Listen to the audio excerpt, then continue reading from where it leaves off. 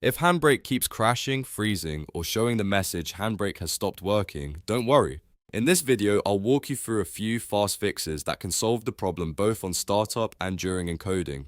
This issue is usually caused by a conflict with integrated graphics, damaged cache files, overheating, or a bad encoder setting. By the end of this video, you'll know exactly how to get HandBrake running properly again. And if this tutorial helps, go ahead and hit the like button and subscribe for more simple troubleshooting guides. Let's get into it. First, let's fix HandBrake when it stops working right after startup. If the app won't stay open long enough for you to change settings, we can force a startup option through the shortcut. Find your HandBrake desktop shortcut, then right-click it and choose Properties.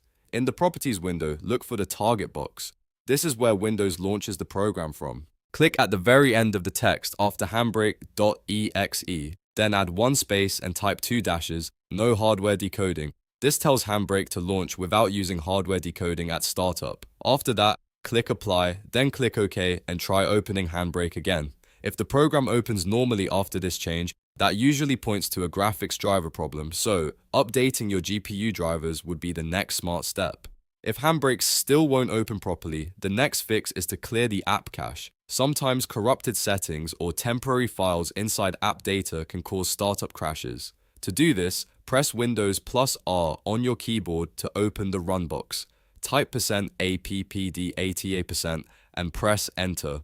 This takes you directly into your roaming app data folders. Now look for the HandBrake folder. When you find it, delete that folder. Keep in mind that this removes custom presets and saved preferences, so if you have any special settings, you may need to set them up again later. Once the folder is deleted, restart HandBrake and check whether it opens normally. In many cases, a corrupted cache is all it takes to make the app stop working, and clearing it gives you a fresh start. Now let's fix the second problem, which is HandBrake closing during encoding. If the program crashes halfway through a job, the issue is often related to heat, high CPU load, or power throttling. When HandBrake pushes the system too hard for too long, the computer can become unstable and shut the process down. One of the easiest ways to reduce that strain is to limit CPU usage while the program is running. Open Task Manager by pressing Ctrl, Shift, and Escape at the same time. Then go to the Details tab. Find handbrake.exe in the list, right-click it, and choose Set Affinity.